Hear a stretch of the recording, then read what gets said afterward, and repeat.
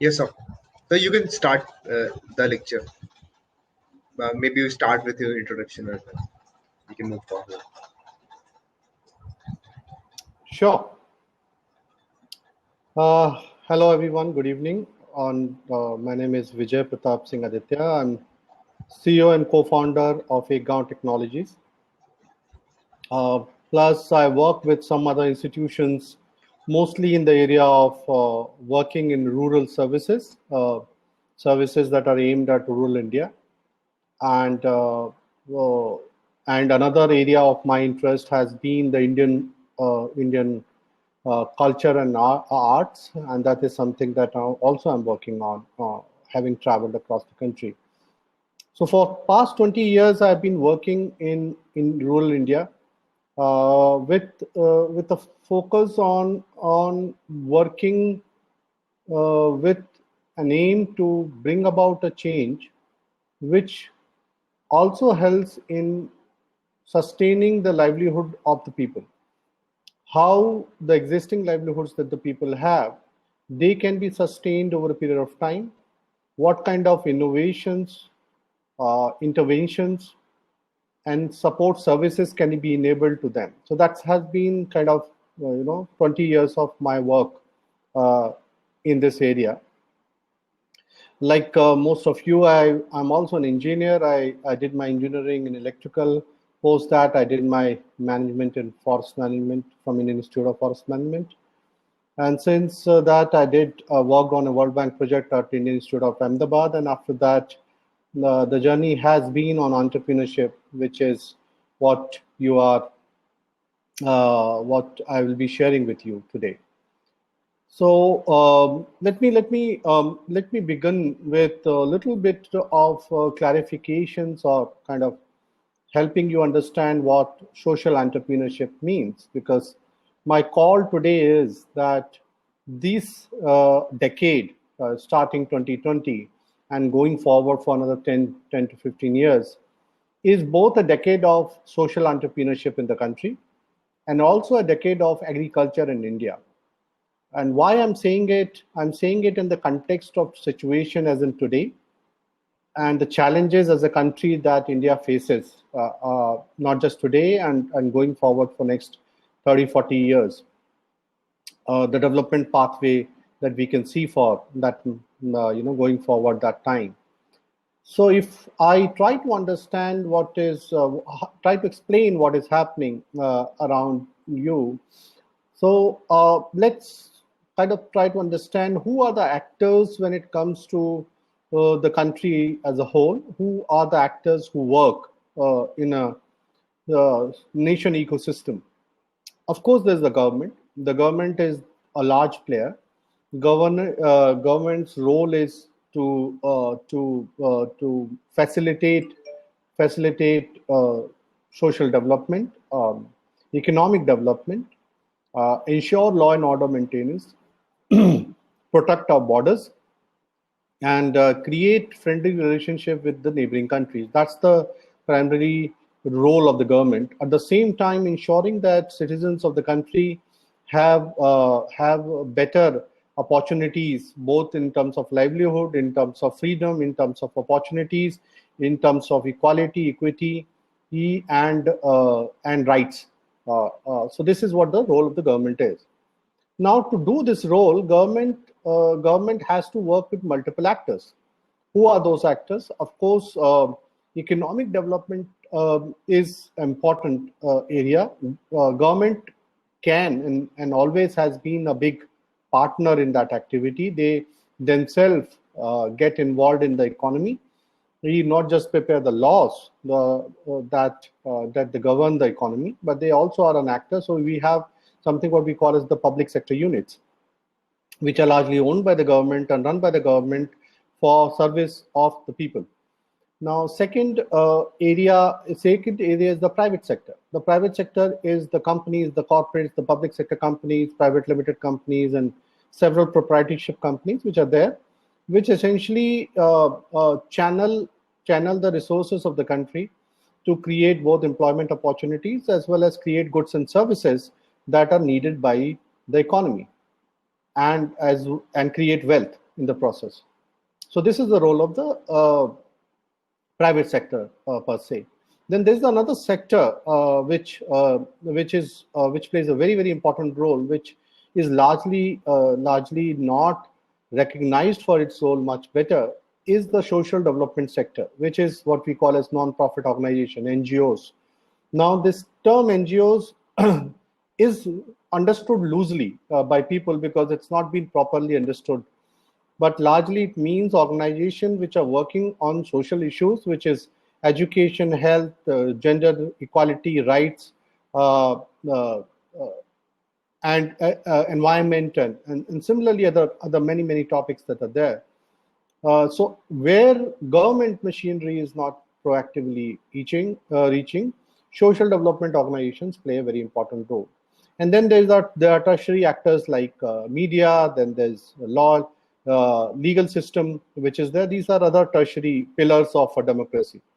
But I would like to concentrate my talk today on the social development sector. Why social development sector? I'm talking because India is a very complex country. It's a large country. It's a continent-sized country. It's not just another country in the globe. It is a continent-sized country.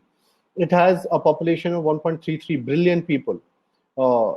Just to give a comparison to you, that India is 1.33 billion people with 28 states and few union territories. Compare it with Africa, which is 1.2 billion people, and it has 52 countries within that. So if you just look at the two, we are a very, very large country. So when we are a large country, it must also have a lot of diversity of people, languages, cultures, ecosystems, natural resources, and everything. All kinds of diversity is there. At the same time, there's also socioeconomic diversity, which means that we have people of different economic and social status. Social status in India prominently are understood in the way of caste and religion and tribal and non-tribal. These denote social status. Economic status within that is rich and poor, working class or property-owned class, and so on. So why I'm giving this definition for you to understand that there is also an emergent sector within the social development sector, which is the social entrepreneurship sector. What is the difference between an entrepreneurship or business, regular business, and a social entrepreneurship? So some people define it as that social entrepreneurship means impact, that a business which create impact on the lives of the people. But so does a mobile phone company. It's not a social enterprise. So say Airtel is not a social enterprise, but it does have a lot of impact on the lives of the people, right? So what is the difference between a social enterprise and another regular organization? So there is no consistent definition. Definition is being left to the people who run the enterprise. So I prefer that. If what ekgaon is done is social enterprise, but believe me when I say that 18 years back, when we set up the company ekgaon as a for-profit company, we were the only one of its kind company in India, in fact in the world, which worked on a for-profit model, but its constituency or the kind of work it was doing was largely considered to be done by non-profits. So we were a very strange organization that worked in a non-profit space, but on a for-profit model. And our reason for that was a very simple one, which is that we want to work in geographies where we can make impact, because our idea was that we want to impact lives of many people, large number of people. That was our intention and impact. And for that, we believe that the only way that is possible is that we have a sustainable business model. When I say sustainable business model, is that I don't need to depend upon money from somebody else to be given to me to do what I'm doing. I want to generate my own resources through the work that I'm doing. So social entrepreneurship, in my opinion, is that whatever work you are doing, you generate enough money from that to run your own requirement as an organization and the staff of the organization, plus deploy that capital for delivering the services, goods and services that you intend to deliver. So today in India alone, social entrepreneurship has a wide range of organizations working. There are hospitals which are run on social entrepreneurship model, which are low cost. That doesn't mean that the quality of the services are low cost. No, that is not so. For like example, Aravinda Eye Hospital in Madurai, Tamil Nadu, is one such hospital. They are a social enterprise. Then Narayana Hospital, group of hospital in Bangalore, they are again a social enterprise. They run a for-profit business, but at much lower cost than a regular for-profit business. So why what we do what we do is simply because we are passionate about it. We do it because we believe that there's a need for somebody to do it. And lastly, which is the most important thing, there's a necessity to do it. Why the necessity? Because largely our governments over successive years have failed to deliver those services, those goods and services and opportunities to the population of this country that are desired. And why I'm saying so, even before COVID and Corona problems that we had, India was home to world's largest poor population in the world. It is home to the largest malnourished people in the world. We are number one in it. It is also home to the largest number of malnourished children in the world. Our mortality rate is the highest in the world. Infant mortality rate is the highest in the world. We have the largest amount of population in under poorly educated. Our sanitation services, which has improved somewhat in this previous government term by the sanitation scheme that they launched. Our drinking water issues are phenomenal. We just cover 10 to 15% of our population. So if you look into the paradigm, then our government and our businesses have not been able to reach out to a large population in this country. Government says that we want to move a lot of farmers out of farming and into cities because the farming cannot support such a large population. About 70% of India's population is supported by the agriculture sector as of now.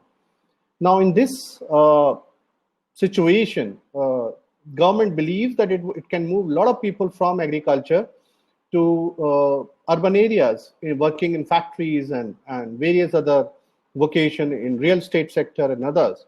But largely, if the record of the government is to be seen in last 20 years, it has largely failed. Our unemployment rates have been very high, upward of 5 to 8%. And right now, our employment rate is upward of 29%, 29 to 30% of our population. And when I'm saying that, please do understand and appreciate that India has the largest number of young population in the world. 75% of our country is below the age of 40. And we don't have jobs. And post-corona, the job situation is much more dangerous, very, very dangerous as of now when we look at it. We can immediately see that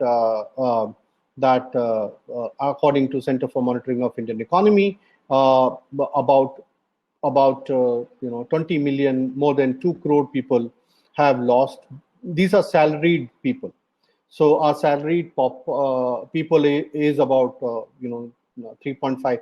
Around 3.5 to 4.1 crore people, 50% of them have lost their jobs. This is the biggest job loss in the history of the country. Never before such a situation has emerged. Plus the wage employment, the people who work on wages in factories and small businesses. Please understand that 95% of all employment in India is not given by the big corporates. It is given by the small and medium enterprises, what we call as MSME. That sector alone has lost around 80 million people's job, which is a huge number. And most of these people, if you have observed television for past few months, you might have seen that around 80 million people migrated from cities to villages because they had no jobs in the cities. Cities were becoming very unsafe to stay, and they were virtually driven to hunger and poverty while living in the cities. So they left the cities, went to their homes in villages where they belong, and when they went back, something very, very fabulous happened, is that they decided that we'll go back to agriculture. And then as a result, in just few months, you see that 20%, roughly about 20% increase in Kharif crop cultivation area of Kharif crop, that includes multiple crops, have increased by 20% across the country. This is a massive increase, one-time increase in cropping area in India. This has never increased. In fact, our cropping area has been year on year getting decreased because large number of farmers have been leaving agriculture because agriculture was not productive. But if you see the economy numbers recently shared by the government of India, it shows that the agriculture today, as on today, is the only sector which is in positive growth. Manufacturing is minus 50%. Other services sector is minus 30%, 10%. Everything is minus except agriculture, which is at 3.2%. Now, if you see these scenarios and situation, every single rating agency which is there, global rating agency, projects that India's, in fact, our Reserve Bank of India governor yesterday, in his press conference, presented the quarterly report of our economy, and said that India will be in negative growth this year. There is a chance that there could be a positive growth later next year. In the last quarter, there's a chance that it can become a positive growth. But largely, all international agencies are saying that India is going to be in negative growth for at least 2 years, which is 2021 till 2021. Maybe there might be recovery in 2022, which I'm saying negative means minus of GDP, not plus of GDP. Let's not even talk about 5%, 8%, and 10% of GDP, which is again a very different kind of scenario we're talking about. That again, most expert in that, Pratap Bhanu Mehta or Ratan Roy, all of them are projecting that Indian economy will be in a slow burn pace for at least next decade, 10 years. And it is largely as an impact of poorly implemented lockdown measures, which impacted economy adversely. And post that, not enough measures were taken to revive the economy like many other countries in the world have done, like Europe, America, Japan, China. All their economies are doing much better. But our government didn't take proper measures, and we are in a very, very bad shape right now. Now, when I say the bad shape, I also am cognizant of the fact that this is not a new situation. India has been facing problems earlier also.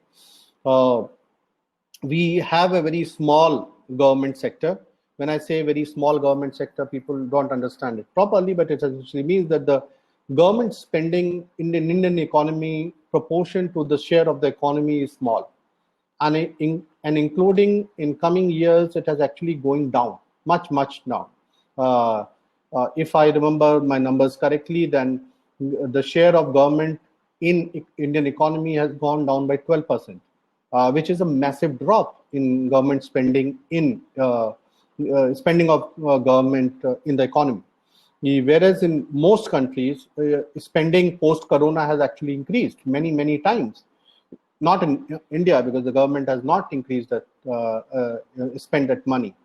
So when we say where the money is spent, largely government spend the money in health, in education, in infrastructure, in providing various services that make different services and systems affordable to the people. That is an area where government spend, but government has actually reduced its spending by 12%, which is a massive drop in last 30 to 40 years.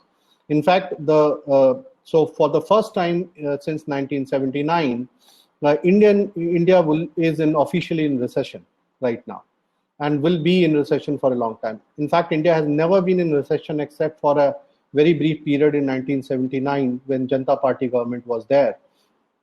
And after that, in 75 years of Indian history, first time we are in these many negative numbers. So it's a very bad situation that are there. Now, in that bad situation, what I see is an opportunity. what I see as an opportunity from a time that you have such a big country that I was talking to you earlier. We have such a huge everything that you look into gives an opportunity for entrepreneurship to take shape and to find space. You talk about, I'll come to agriculture last, but you talk about health. You need so many health interventions to be done across our health infrastructure is some of the poorest in the world. Uh, do we not have, can't we get more entrepreneurs in the area of health? In the area of water and sanitation services, we need more entrepreneurs in that. We don't actually have many entrepreneurs which can work in the area of water and sanitation. We need more entrepreneurs in citizen services in cities. Our urban planning, which is largely done by the municipal corporation and the governments in different places, does require a lot of entrepreneurs who can work with government agencies to deliver various kinds of services, which is now slowly happening. One of those services is the security services. You might have seen those security guards which are there. So India again has the world's largest number of private sector security guards in the world. We are number one in the world, which essentially means that our law enforcement is privately funded. It means your mother and father are funding the security, largely the security of people in this country, not police, not the army. They are a very small portion of this of the security apparatus that India has. We have the largest funded private sector security guards in the world. Similarly, you look into transportation systems. Our transportation systems largely are not up to date. Things are improving, but they are not improved as much as required. You try to go by a bus or a train or even a flight. Yes, there's an increase in the flight services, but largely the one which is used by the common people, that transportation system still lacks. There's a bit of organization happening through private entrepreneurship in that space in the form of Ola, Uber. Those people have come and looked into the taxi services. Similarly, there's a need to work in the bus services and other areas where organization of transit and transport systems are required. There are similarly other areas also in services, in product generation of power, in generation of aggregation of many type of aggregators are required in the farming sector, in the transport sector, in the logistics sectors. We have one of the poorest logistics network in the country, which also affects agriculture largely. Our warehousing system is not up to date for the country. Like we are a major economy in the world, but our warehousing system or our supply chain system is one of the weakest in the world. So that is another area of an entrepreneurship. In fact, few companies in last 4 to 5 years have come in that space. One of them is called Revigo, which is a startup based in Bangalore, and they have almost touched $1 billion valuation right now. They run about 4,000 trucks across the country for organizing the logistics, but they are just a very small portion of the market. We need hundreds and thousands of Revivo kind of startup entrepreneurs to enable the supply chain much more efficiently, because with that there's also supply chain losses. Our wastage in food and agriculture supply chain is among the highest in the world. Again, you might have come across those numbers and everywhere else. So why I'm telling you all of these is that I'm telling you these are opportunities to work in, and these are areas where mostly social entrepreneurs work. Education is another area where large number of social entrepreneurs are working across the country. Disaster relief and rehabilitation. India is one of the few countries in the world which is prone to the largest number of disaster incidences in the world. The place where you are, Assam, is one of the most disaster-prone region of the country. Bihar, Assam, these days Mumbai and even Kerala and Tamil Nadu, other hills of Uttaranchal. We have a lot of disaster-prone regions in the country, and there are a lot of agencies which are required to work in this area. We don't actually have many agencies working. Goonj is one of the agencies which work it's a non-profit. It's not a for-profit. It's a non-profit, but it's one of the largest private disaster relief agency in the country. So these are a few examples that I'm giving and quoting to you for you to understand what is the kind of operations we are talking about. We're talking about large operations because we are a large country. We're talking about large opportunities because we don't have enough entrepreneurs who are looking seriously into these opportunities. Unfortunately, when opportunities are looked, largely most people look into opportunities in the area of e-commerce or a bit in the area of motorcycle delivery companies largely. But if you just look into the startup ecosystem which is there, you find very, very few people who actually have any innovative business model worth saying. Most of the business model that you see are copied business model from some country or other country. We don't actually have much innovation at all in entrepreneurship in India. Even when they are copied, they are poorly implemented. And right now, if you look into, I don't know how many of you are from Bangalore, but if you hear the news from Bangalore, Gurgaon, and Mumbai, the main startup hubs, and Hyderabad and Chennai, the main startup hubs, these are becoming graveyard of startups because the business plan of these startups were largely very weak, and they couldn't sustain the COVID impact that came to them immediately. So large number of startups have closed down. We are yet to get those data out.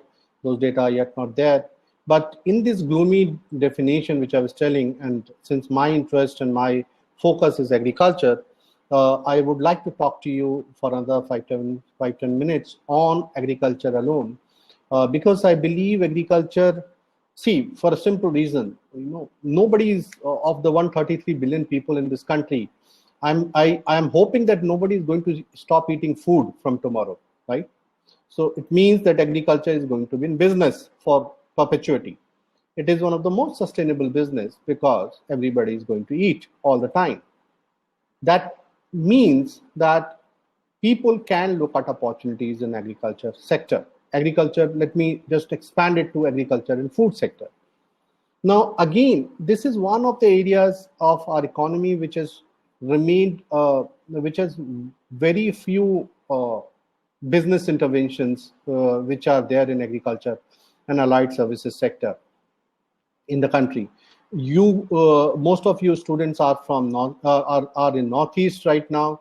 I don't know how many of you are aware that 83% of Northeastern economy, all the seven sisters plus Sikkim, economy is agriculture. 83% of Northeast economy is agriculture. Imagine the size of the economy. But if you look into enterprises around, you go out in Guwahati or Shillong or Dimapur or Agartala, do you see any large agri enterprises that you can see, agri food enterprises as you see? You don't see it. The employment given by the agriculture sector directly is the production employment, while value addition employment in agriculture sector is very little. Why it is little? That is the question. If you look into just this Northeast only, the migration, and I'm just trying to quote from pre-corona times, is that most of the youth in Northeast migrate. Why do they migrate? Because they don't have opportunities locally. They come to Bangalore, they come to National Capital Region, and they try to find various kinds of employment there. I believe they will prefer to be back, and like post-corona, they are all back in their cities, in districts, but they don't have jobs. So I believe, our economy that is 83% can create opportunities in the area of entrepreneurship, which is value addition. You have so many resources in the Northeastern states, agriculture resources in the Northeastern states, but very few value addition is done. The the east, look east policy of the government of India towards Southeast Asia, those borders are still getting opened, and there's an opportunity which can be created to export material from Northeast. Why the material should come from Northeast to Delhi and then go to Bombay or Chennai or Calcutta and then go to Southeast Asia. It can directly go with the border of Burma, Tripura, and Meghalaya and Assam to various Southeast Asian countries. So there's a lot of opportunities that are there, in my opinion, but we haven't created avenues to exploit that opportunity. In fact, one of the areas that ekgaon is working on is that we have set up an agri-technology incubator, the first of its kind in Northeast, in Jorhat, Assam. It is based in Assam Agriculture University. It's called the NEAT Hub, Northeastern Agri-Technology Incubator Hub. This is a unique incubator in a sense that it is wanting to promote entrepreneurship in B2B, business to business entrepreneurship. So we want to create entrepreneurs whom we will seed fund up to a tune of about 10 lakh rupees to help them set up their agro enterprises in Northeast and build their economies. We'll also help them incubate. We'll also help them provide with various certification and other measures that are required. So this is something that we are doing because we are very cognizant of the fact that the opportunity definitely is there. So this is an activity we're doing. We believe there's a huge opportunity across the country in agriculture and allied sector. In fact, in last 4 or 5 years, finally, the Indian agriculture sector has started seeing some upswing in terms of foreign direct investment. I'm using foreign direct investment as a kind of a benchmark, not really. I don't actually believe that that is the only thing which can drive innovation or investment in agriculture. But the reality is that investment in agriculture by the government itself, government or government institution, is very small. You might hear in newspapers that it is a very large investment that the government makes, but that's largely false because those are big numbers, but below those numbers are very small numbers. Big announcement, low actual investment in it. In fact, agriculture investment has been on the decline since last 20 years, not 1 year, 20 years. Agriculture investment, long-term agriculture investment is on a decline. It's only since 2015 or 16 the agriculture investment is slowly increasing, very, very gradually increasing. Just to give you two numbers, between 2002 and 2014, the agriculture investment, foreign direct investment, because Indian investment numbers are not available, was $2 billion. So in 12 years, $2 billion was the total investment in terms of foreign direct investment in the agriculture sector of the country, which is one of the largest sector in the world. Agriculture sector of India is very large. We are producer of almost 32 commodities, which are as the largest producer in the world, first largest or second largest producer in the world. But we barely actually we don't have a large actually say in the international food market because we don't have large scale investment. The only two big billion-dollar company in agriculture in India are Amul, the Amul GCCMF, and the second is Jain Foods. These are the only $2 billion company. Why more companies are not there in the food is a mystery, because that's very strange, because you have very large agriculture and food sector in the country, but you don't have large enterprises. Whereas large, even small country like Netherlands is, 400 times bigger than India. Just to give you a number in terms of for you to understand what we are talking about, the third largest bank in the world is the Agriculture Bank of China. And it is also the largest bank of agriculture in China and in the world. Whereas India doesn't even have one single bank which invests in agriculture. We have very small bank which put some small money under priority sector lending in agriculture, but that is minuscule investment compared to the large sector that is there. But like I said earlier, private sector investment has almost doubled since 2015. Now, since last report, around $4 billion investment has come between 2015 to 2017 in agriculture and allied services sector. So there is some positive outlook that we are seeing that is happening here. And I call upon you to see that there is a good opportunity in agriculture. And ekgaon, what does ekgaon do in brief 2 minutes? What does ekgaon do? Ekgaon works with about 25,000 farmers across Tamil Nadu, Madhya Pradesh, Chhattisgarh, Odisha, and we have promoted for the farmers 5 farmer producer companies. These are owned by the farmers, and they are the shareholders. ekgaon is not the shareholder. We work with these companies to procure about 230 different commodities, food commodities. ekgaon is also a brand that sells online as well as on physical stores. We have about 15 stores across the country which sell ekgaon product. These stores are not owned by us. Our products are on these stores. We sell online to about 600 cities across the country, lead to about 20,000 regular customers who buy from us online. And so this is largely what we do. Our model of working with farmers, so we are, like I said earlier, we are a for-profit company, but we have a very clear motto and simple that whatever work we will do with our farmers, we will ensure that the farmer get the right price.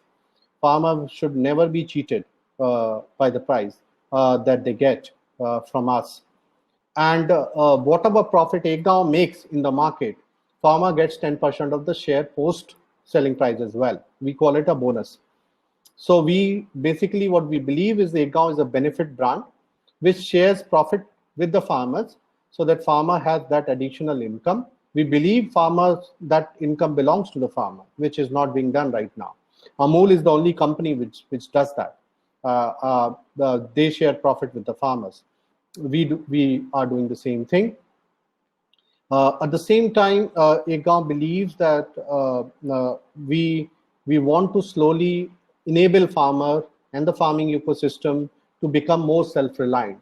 So these producer companies that we have formed slowly will be managing their own affairs. They have their own boards. All our boards are run by the farmers. We help them where we can. For example, we are the first company in the country which has started giving them crop loan. Otherwise, the crop loan is usually given by the government sector banks. We are the first private sector company which is giving them the loan through the microfinance channel, and completely a digital loan, no paperwork. Everything is on a mobile phone. There's an app through which we process the loan application, and within 24 hours, money goes to the bank account of the farmer. Totally a digital loan. Until now, after 3 crop season, we have 100% repayment from the farmer. This is a very important step for us to enable, like I said earlier when I was saying that our goal is to enable services. So we use a lot of technology. Essentially we are a software company. We develop all our software in-house. These technologies and software allow us to kind of manage the supply chain, implement traceability systems. We have implemented blockchain in our supply chain. Also, none of these actually give us any benefit when it comes to customer paying us additional anything excess. But these are the values that we have enshrined in our systems. So our supply chains are very strong, totally digital. So we work with a very small team because we use a lot of technology. So this is something about us, and I'll be happy to answer any questions if that is the plan by you. Thank you.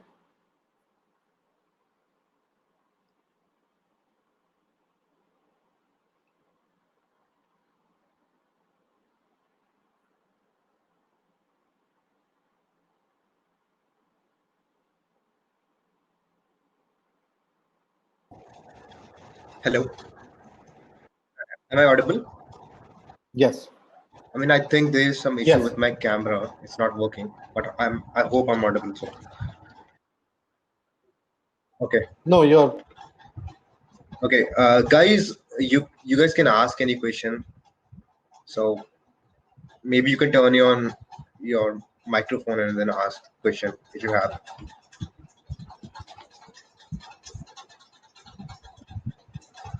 I mean, it looks like none of the audience have any questions, so I'll go ahead and ask mine. Some of the questions that I have.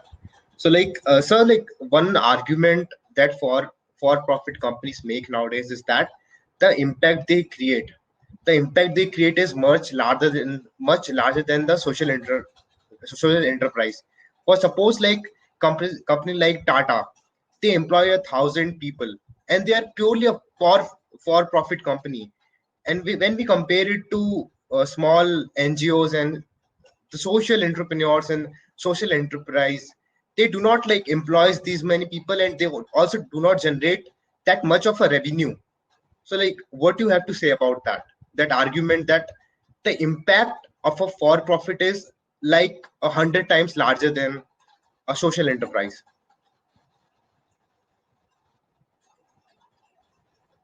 Sir, sir, you are on mute.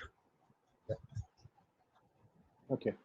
Yeah. If you are going to compare an elephant with a say tortoise and ask both of them to run a race, then that's not fair essentially. So comparison should be on certain commonality of what you are doing. Let me give an example of a private sector enterprise and a public sector and a social enterprise. So like I said, Amul is a social enterprise. We agree with that, right?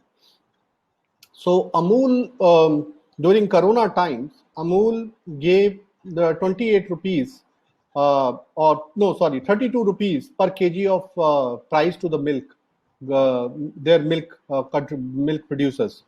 That is the price that Amul gave. In Maharashtra, the private sector dairy, that includes many top brands in that are in the market in Maharashtra, they were giving 17 to 18 rupees per kilogram. Same market, same producers, similar producers at least, but one private sector company is paying 18 rupees, whereas the cooperative owned by the producers is paying 32 rupees. Amul is still profitable, and this dairy will claim that no, we were not profitable, that is why we were paying less, right? Yes. So what is the issue here? If you look into both about business model, it is about intent, whether the intent is really an impact based intent.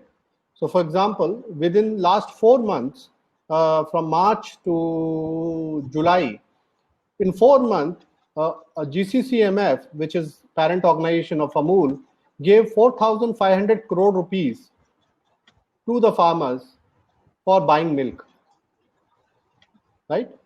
The whole of government of India gave 31,500 crore rupees under PM Kisan, the whole of government of India. I'm just talking about comparing one company and with the whole of government of India. Imagine the comparison.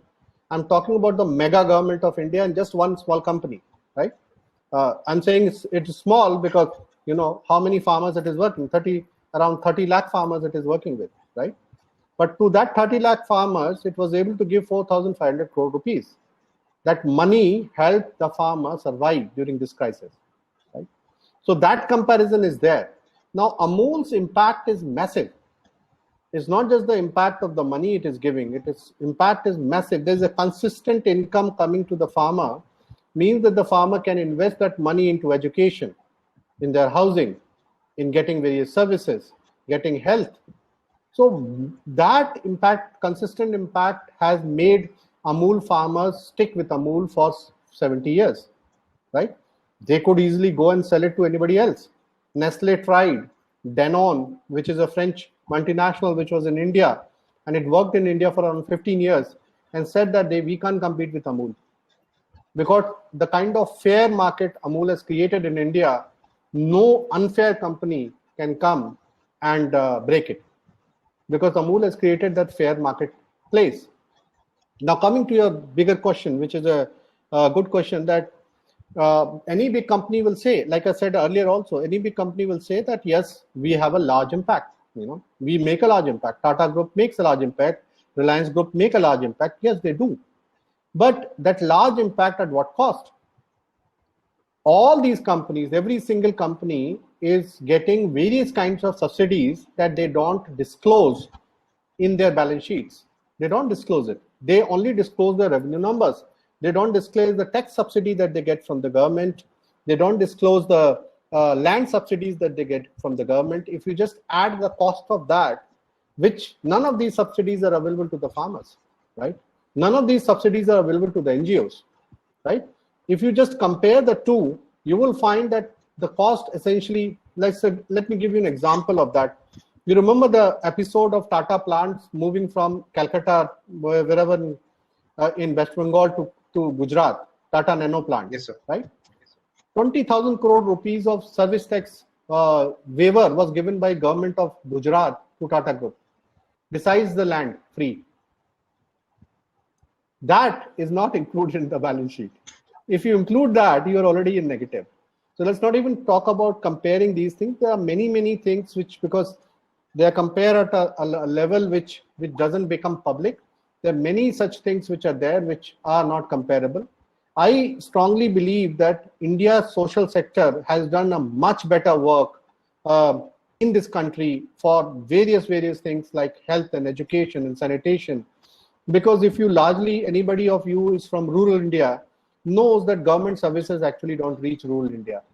So government services are not available in 70% of the country. Who is providing the service there? It is the social sector, the non-profit sector, which is providing service there. And it is slowly getting support of institution like NABARD, which has funded this sector through the self-help group movement, the microfinance movement, self-help group financing. So slowly, it's a small amount of money that has been funded, but still that institution has come, and that is probably the first time a service has actually reached the rural India in terms of financial services.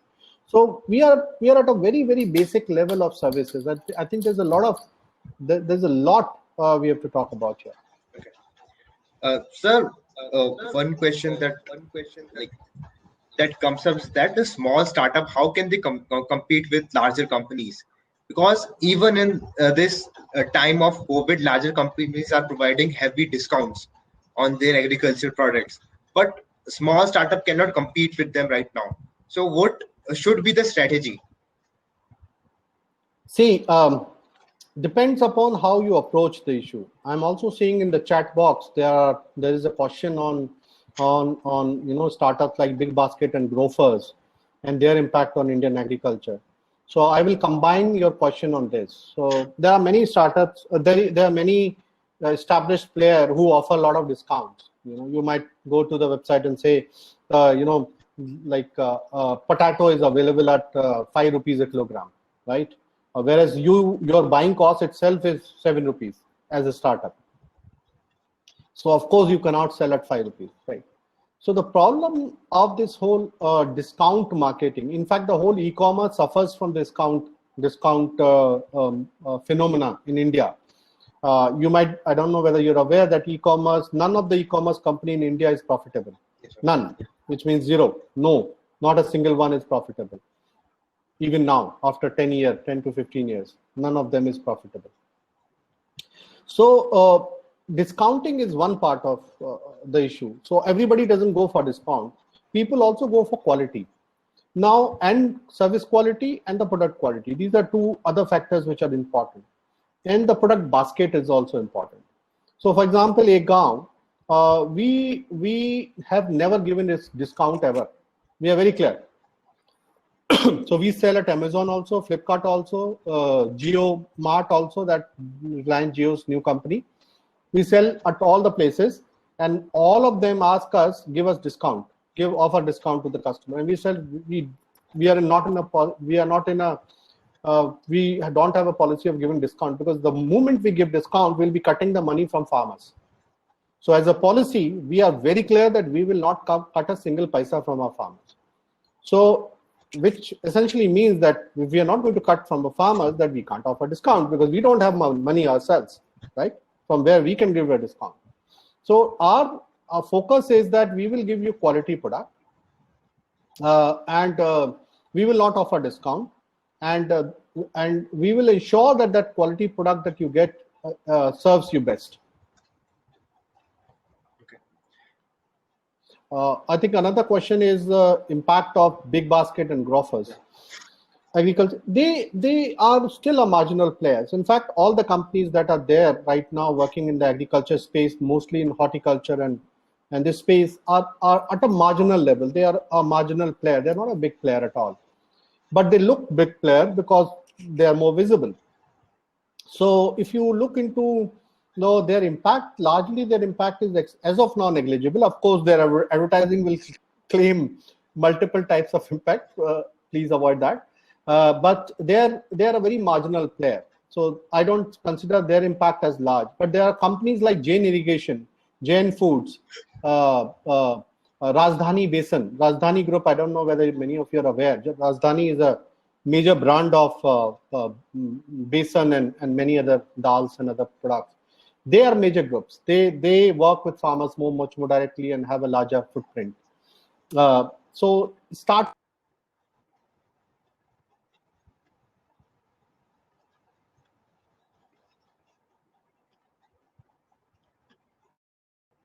So we lost your audio.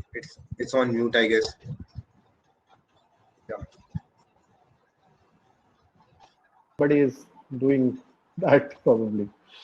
I mean, Okay. yeah, even we are using a new system. That's why. Okay. So there's also one question on farm sector bills. My comment I will give it at the time of closure. If any other question is there, then I'll summarize with the farm sector bill inputs. Yeah. Well, like one question I have is the infrastructure is not like present right now for the social enterprises. So how you tackle that problem? Because you guys, like most of the social enterprise do not have access to large financial services. So how you personally tackle that, and like what is your suggestion that small entrepreneurs can do? Well, I think what is available right now is much more when I started. So when I started, it was zero, absolutely nothing. So you have much more. There are several social enterprise incubators across the country. There are several social entrepreneurship training schools across the country. Social entrepreneurship is a course curriculum in multiple universities across the country. From Azim Premji to Ambedkar University and many other universities have social entrepreneurship as a course. And many incubators are there. I'm part of one incubator here, the Ambedkar University incubator, which is a social enterprise incubator in Delhi. So there are much bigger ecosystem which is available. Of course, for the size of the country we are talking about, like I said, is very, very tiny. I completely agree with you. But like I said, if more people come and join the space, the support system ecosystem will evolve. When I started, there was nothing. Right now, there is much. We all are trying our level best to push in that direction. But things in India happen very, very slowly, always. So we do hope that people are interested, people are looking at it. At government level also, there's some serious thinking about social entrepreneurship sector. There's a talk about setting up a social enterprise exchange. And hopefully, if that exchange comes, then a small enterprise can, pledge their shares and mobilize market capital. So we are, like I said, we are still at a much, I would say it's a very small stage still, but there is some support available. Yeah. Uh, so we do not have any more questions. So my Maybe. quick summarization on the farm sector bill. So farm sector bill on the offset talks about giving freedom to the farmers. That's what it says. We are giving freedom for the farmers from the bad businessman, the middleman, the trader who is stealing from the farmers. And these kind of words are being used by our policymakers. The funny part is that it is the farmer who is protesting the bill, which is supposed to help them.